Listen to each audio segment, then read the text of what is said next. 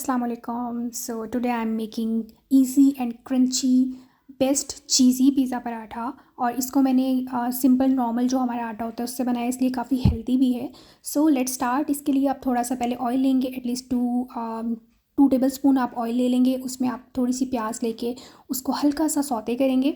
Then आप उसमें chicken, जो बोनलेस चिकन है, उसको क्यूब्स में छोटा छोटा सा कट करके आप वो डाल देंगे और उसको आप अच्छे से कुक करेंगे।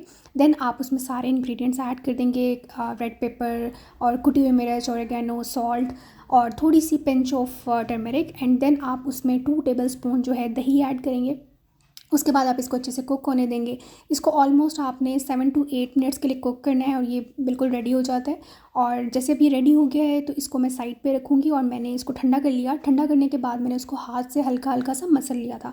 उससे क्या होगा, इसके रेशे ज़रा काफ़ी अच्छे हो जाएंगे ताकि वो पराठे में अच्छे से बंद हो जाए।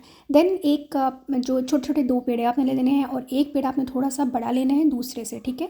देन आप इसके ऊपर जो आपका चिकन का मटेरियल है वो डालें।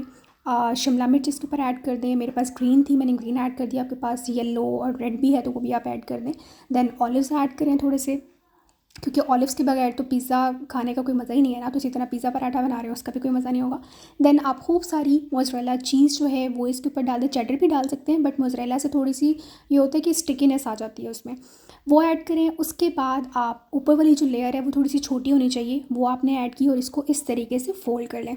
देन इसको एहतियात से उठाएं, उठा के इसको नॉन स्टिक पैन या नॉन स्टिक तवे के ऊपर आप अच्छे से इसको कुक कर लें। हल्की आंच रख के कीजिएगा क्योंकि ये ऑब्वियसली इसके किनारे थोड़े से मोटे हैं तो उसको कुक होने में ज़रा टाइम लगेगा। तो आप इसको पलट लें और अच्छे से इसको कुक करें और ये बहुत ही डिलीशियस क्रंची सा पिज़्ज़ा पराठा जो है वो रेडी हो गया। और घर पे आप बनाते हैं, इसका ये होता है कि जो इसकी फिलिंग होती है वो एक तो टेस्ट आपके अकॉर्डिंग होता है और फिर ये होता है कि फिलिंग आप अच्छी खासी उसमें ऐड कर लेते हैं। बाज़ार से लेते हैं ना, वो अंदर से तो बिल्कुल खाली होता है। तो ये बहुत ही मज़े का, देखें, चीज़ी और डिलीशियस सा क्रंची क्रिस्पी सा जो पिज़्ज़ा पराठा है वो रेडी हो गया। इसको केचप के साथ भी सर्व कर सकते हैं और किसी रायता वगैरह के साथ भी।